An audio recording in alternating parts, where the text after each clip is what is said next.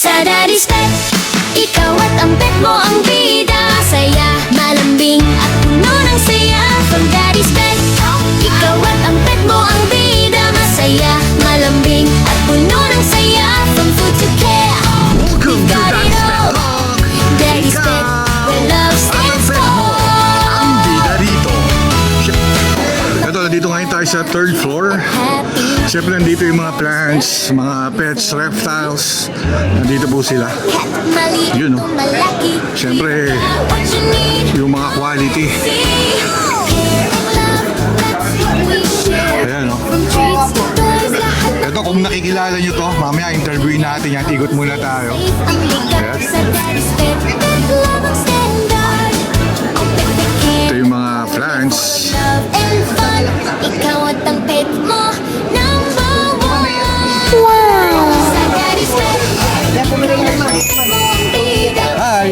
malambing at puno ng saya. From food to care, we've got it all.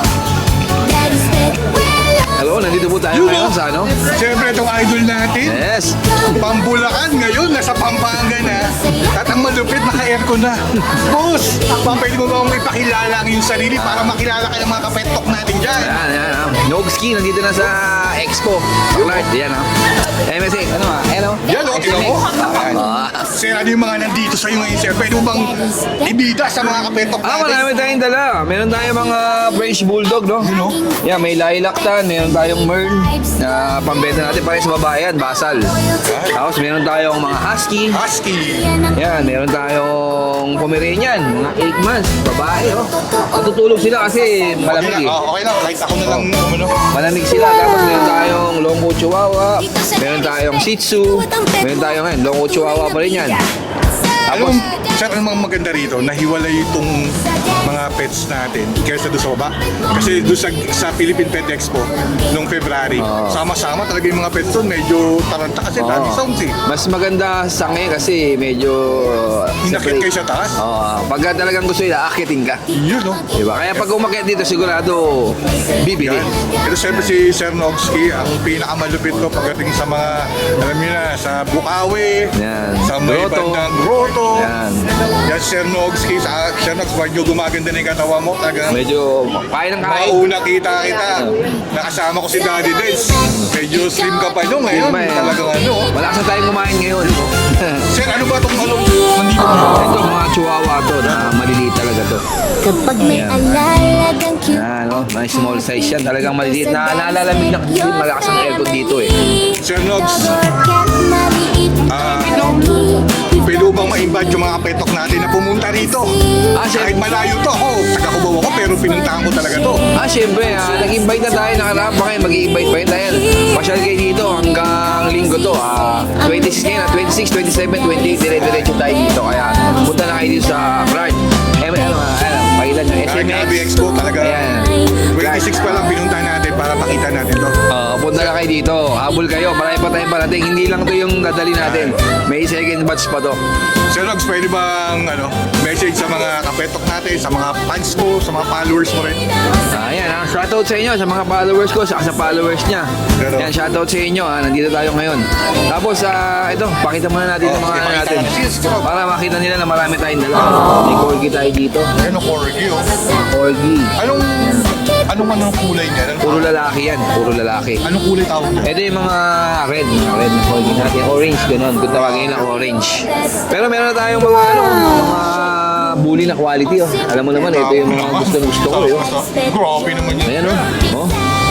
Pag nakita niyo to sa personal, talaga mga kapetok talagang Alam mo naman, Quality. dyan tayo magaling sa siyempre bully, si di ba? Sir Nogski pa, quality yan. Sir, yung mga nandito, ano yung mga nandito mo? Ayan, mga bully rin yan, mga nakakrap na. Ayan, mga 5 months na yan.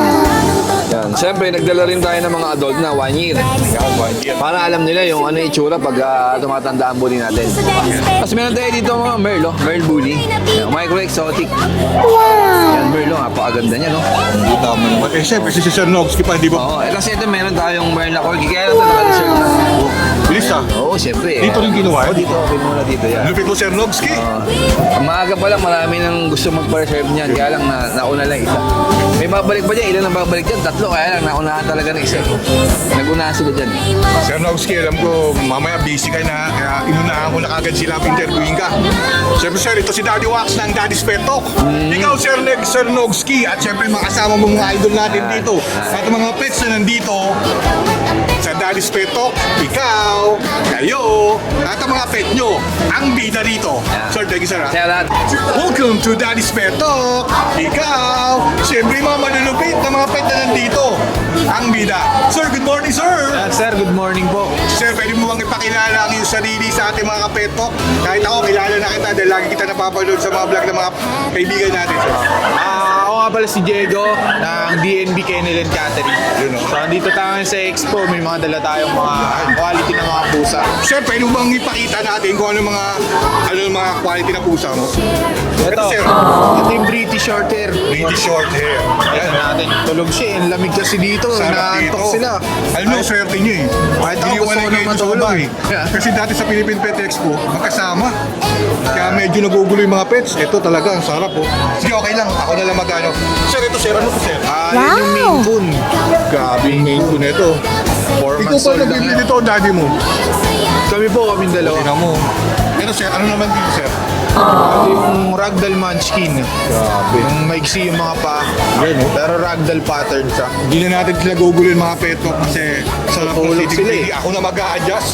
Sir, ito naman kung ano mga nandito ngayon. Yan na British Longhair. Yun, no? Tignan mo naman yan, no? Konti lang dala natin dito, boss. Pero napaka pag naubos ito mamaya, bumalik ulit kayo ng marami. Sa catering natin, marami. Ito, ano to, Scottish Fold, tsaka Highland Fold. Yung mga nakatupi yung tenga. Paligo pa yan. Ito, Maine Coon din, lalaki. Silver. Ganda nito, oh. Laki niyan. Baby! Yan, no? Hi! Meron tayo dito mga pango. Ito, mga pango. Exotic. Ito, Siberian Forest Cat. Tignan mo naman yan. Hi, baby! Hey! So dito, may hawak lang ako kaya hindi ko mahawakan eh. British Shorthair na kitten. Ano yan, mag-ina or mag-ama? Hindi po. Wala tayong cage eh. Pinagsama ko na. Ito, Pinagsama. 3 months to yun. 7 months babae at lalaki. Sir, pwede mo bang maimbitahan? Siyempre, yung mga fans mo, sa mga subscriber ng Daddy's Pet Talk para pumunta rito sa Clark Hobby Expo 2026. So ayan guys, iniimbitahan ko kayo pumunta dito sa Clark Hobby Expo 2026. Dito marami kayong makikita ng mga pets kung gusto niyo bumili. Mga quality, marami dito. Yan. Sir, baka may gusto kang shoutout dyan, sir. Shoutout sa pet market ng Bulacan, sa lahat ng seller, sa lahat ng mga clients namin. Maraming salamat po sa tiwala. So yan. Sir, siyempre nagpapasalamat ako. Dahil inuuna na tayong interview dahil mamaya marami ng tao eh. Sir. Siyempre, sir, itong yung Daddy Wax ng Daddy's Pet Talk. Ikaw, siyempre lahat ng mga pets na nandito na dala mo, ang bida. Sir, thank you, sir. Thank you. Welcome to Daddy's Pet Talk. Ikaw, at siyempre yung mga pet na nandito, ang bida. Sir, good morning, sir. Good morning, good morning. Ako si Rachel Bacani. Kami nag-aalaga na ng mga 20 plus years na ng mga exotic animals. Dito sa EXO, dinala lang namin itong AST namin para sa viewing lang. Tapos for sale itong ibang mga mice. Ito ay 15 years na sa amin. 15 years na sa Oo, nakuha namin siya ng hatchling lang talaga. About mga 3 centimeters. Ngayon, gaano na siya kalaki? Last namin sukat is mga 15 inches. Yung kanya carapace, from neck hanggang dun sa vent lang yan. Tapos 22 kilos na siya. Ang kanyang diet is mainly meat lang talaga. Pero hindi naman siya ganun kagastos dahil pinapakain namin siya every 3 days. Sir, ang pangalan niya, Kurma. Oo, ang pangalan niya Kurma. Pwede kayong magpa-picture kay Kurma. Oo, bubuhatin ko siya. Buhatin siya rin siya. Tapos pwede niyang hawakan sa likod doon pag hawak-hawak ko siya. Mas stable siya. Bubuhatin ko. Para sa video ni Daddy's Pet, bubuhatin ko doon siguro Yeah, para makita ninyo kung ano yung sinasabi ko. Tingnan ko, napakabait nila, sir. Yun, no? Ano naman yan? Kahit isa nahirapan na. Wow, yan ang sinasabi sa inyo. Yung dila niya, ang tawag dyan, lingual lure. Para sa bulate, para mag-lure ng isda sa bibig niya sa wild.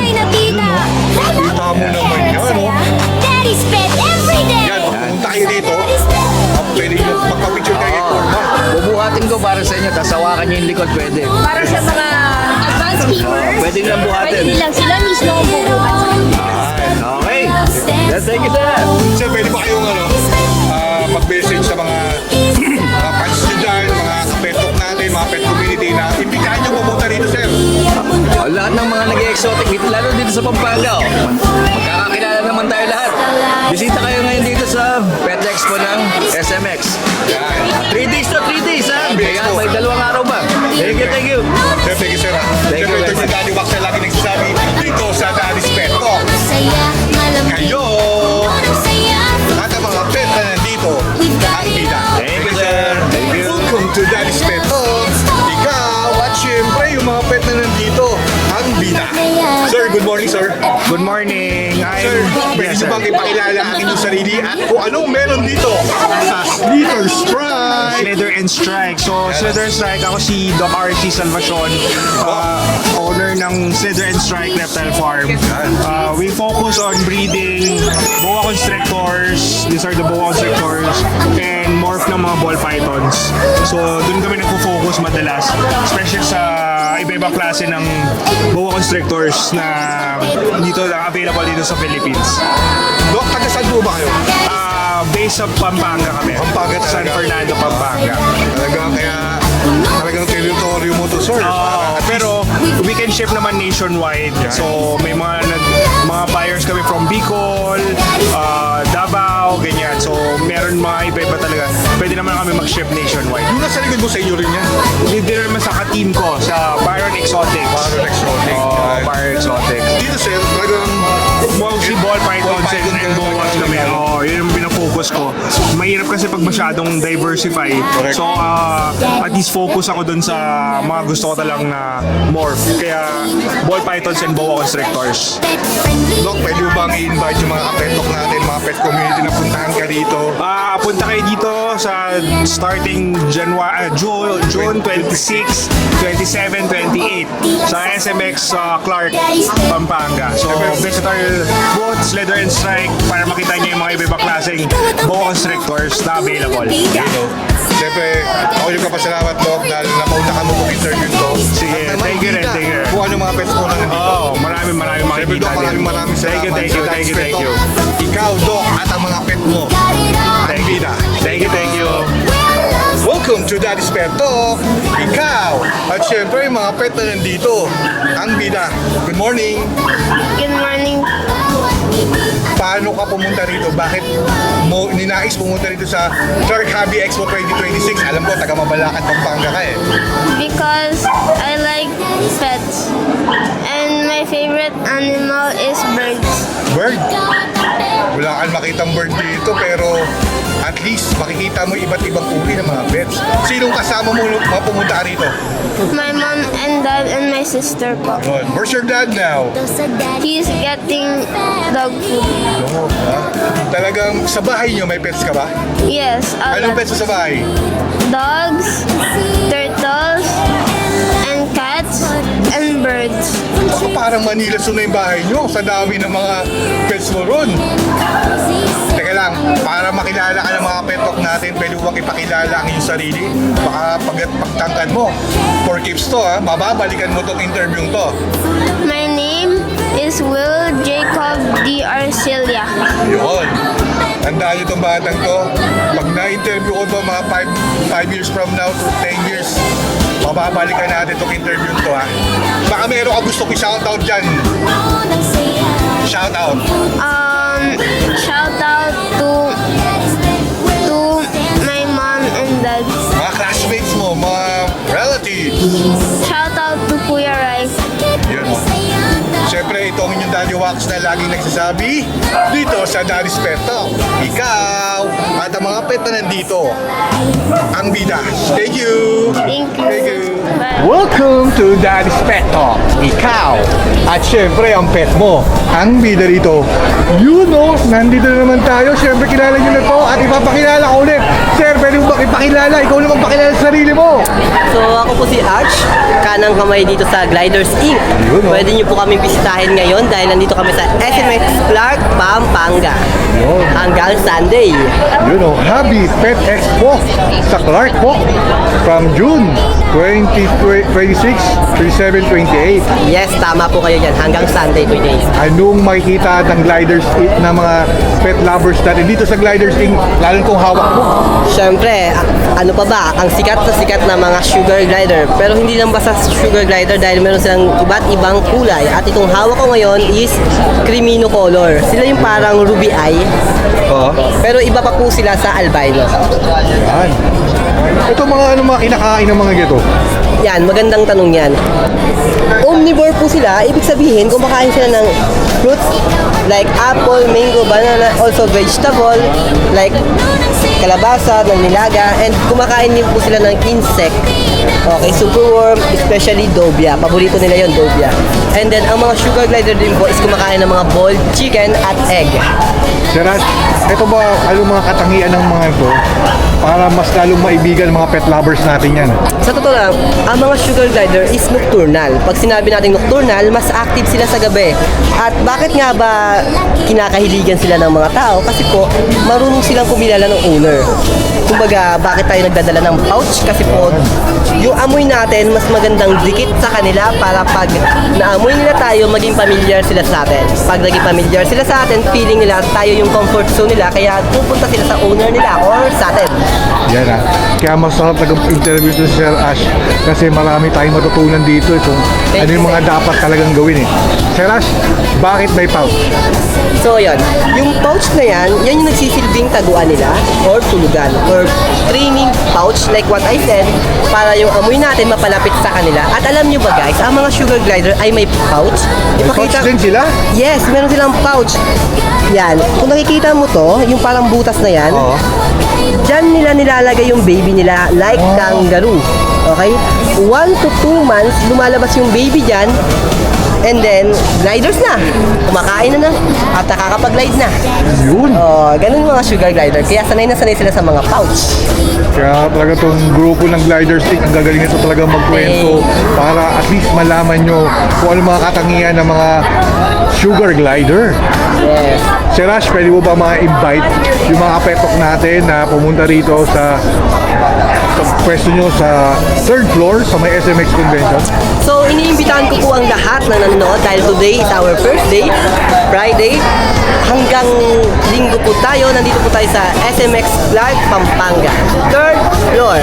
At hanapin nyo lang po kami, Gliders Inc. Yun, Gliders Inc. po. Sir, may gusto bang i-shoutout dito? Siyempre, unang-una siya shoutout ko yung owner ng Gliders Inc. Yan. Si Sir Denver ko. And then, sa mga nagtatanong patungkol sa sugar glider, huwag kayong mahiyang mag-message sa amin sa Facebook, Gliders Inc. And also, mabilis or mabagal man kami mag-reply, nagre-reply. Pero nagre-reply. Yan, yun yung pinakamahalaga. Kasi sa dami yung mga fans, sa dami yung mga ano nyo, pati mga artista sa inyo na rin ang bumibili, kayo na. Totoo. Kayo na talaga. Kahit mga vlogger, tayo nag-entertain at tayo nag-explain kung paano alagaan, sa atin din bumibili. Yan.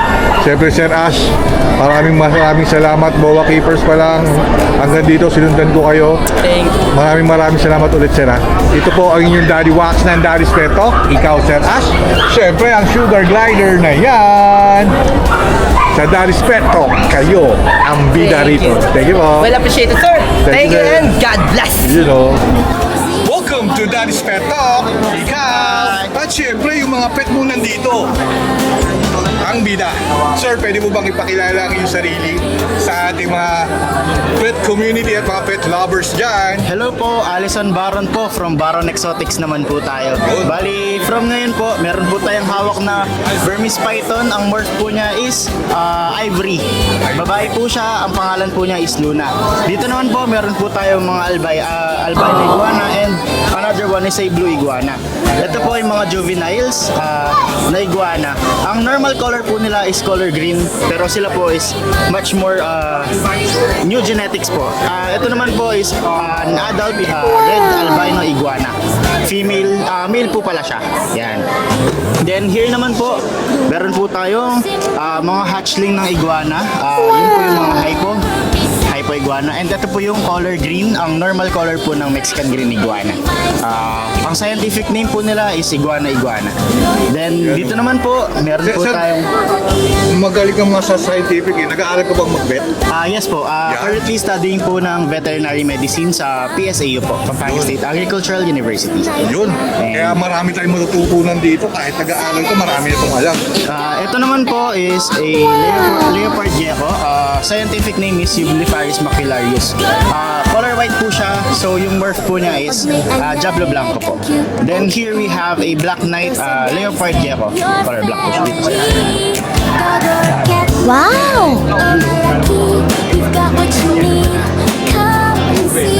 Then here naman po, meron po tayong tarantula. Ang pangalan po is Chaca golden meat, common name, and scientific name na Grammostola pachripes. Then here naman po, meron po tayong Mexican fireleg tarantula, Brachypelma boehmei ang scientific name. Then the rest po is marami po tayong iba't alaga sa Baron Exotics facility, and at the same time meron din po tayong Cayman crocodile na nakapahiram lang po doon sa ating mga guests. Bro, pasuyo naman ako nung Cayman Siyempre, natin. katanungan lang ako, sir. Siyempre, ilan taon ka na, sir? 23 years old po. 23 years old. Sir, paano ka nahilig sa ganito? Pwede mo bang sabihin sa mga kapetok natin kung anong unang-unang mong pet? Unang-una kong pet po is sa may fish po, more on goldfish po ang unang alaga ko. Dahil syempre bata pa po, at the age of 7 years old, namulat na po ako sa mga alaga. And at the same time, basta nagbe-birthday po ako, usually more on zoos, more on Ocean Adventure, Manila Ocean Park, ganun po ang mga pinupuntahan natin. And dun po ako nag-come up na gusto kong maging isang veterinaryo po.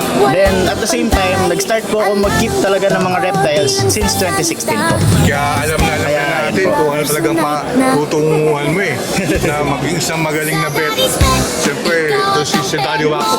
Talagang aabangan kita lagi, sir. Hanggang sa gumamit Salamat, ka. sir. Salamat. Hanggat marami kang matutulungan ng mga pets sa ating mga pet community. Yun, no? Itong nandito po, talagang mali pa lang itong ano to. Yes po. As much as ganito po sila kaliit, opo.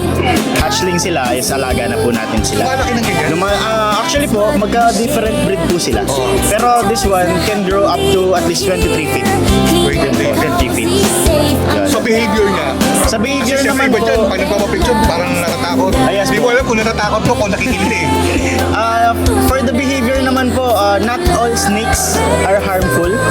Yung iba naman po harmless. Usually sa may wild, yes, they strike because it's their instinct na lumaban at tumakbo. Pero since eto po mga toys captive bred or na-breed na po natin locally sa ating mga facility, mas docile na po sila and mas natuturuan po natin sila sa mga ways na hindi dapat. Kumbaga, they do strike, yes, pag prey po yung kinakain nila. Pero pagdating sa tao po, alam naman na po nila pag usually tao and usually nagkakaroon po ng misconception sa kanila pag humawak po tayo ng mga rodents, chicken, ganyan, tapos hawakan po natin sila. Kaya nami-misinterpret po nila na nakakagat nila tayo. Pero normal naman po yun as a keeper.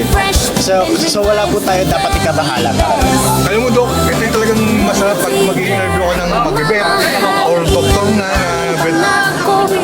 vet talaga na nakakalibre tayo ng mga kaalaman eh. Yes po, Diba? yes po. Yun yung gusto ko basta nakita ko na nag-aaral mag-vet or vet.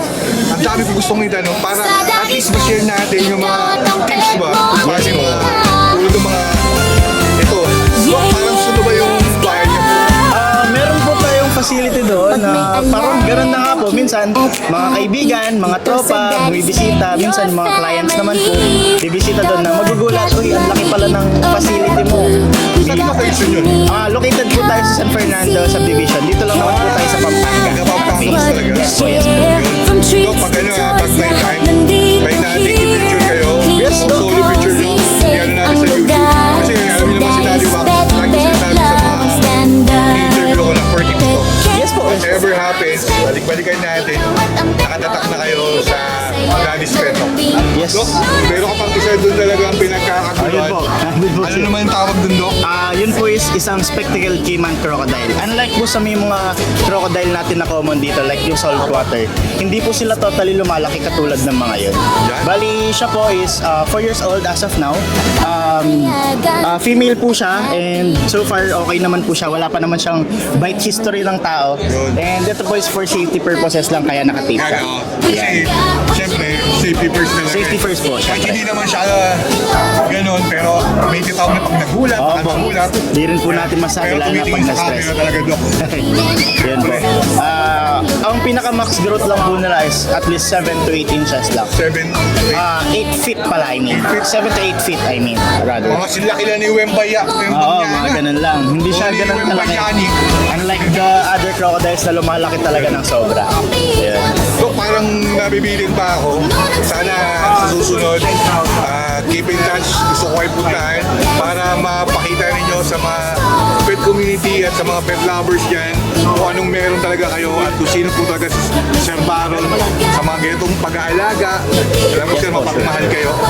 Sir, Maraming salamat gusto po. ko may shoutout dyan. Shoutout po sa may Baron Exotic family. And Yan, oh. sa tita ko po, Celeste Baron, happy birthday ngayon. Kahit wala ako dyan. June Yun lang 26 po. ang birthday niya. Yes po, yes po. Siyempre, June 26. Inagaan ko na pumunta rito dahil first day pala gusto ko na kagad mag-interview. Yes. Para lahat may ipapost natin. Mapopost, to. opo. Para at least pumunta sila ng Saturday, Sunday, weekend. Siyempre, natutuwa ako dahil nakilala ko sa batang-bata magiging vet. At marami pa ako malalaman sa'yo at may tuturo natin sa mga kapetok natin. Maraming salamat po. Maraming Siyempre, Tok, salamat. ito si Daddy Wax ng Daddy's Pet Talk.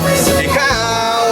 At siyempre, yung mga pet mong nandito. Ikaw at ang pet mo, ang tunay na bida. Ang bida. Dok, thank you, Dok. Thank you po.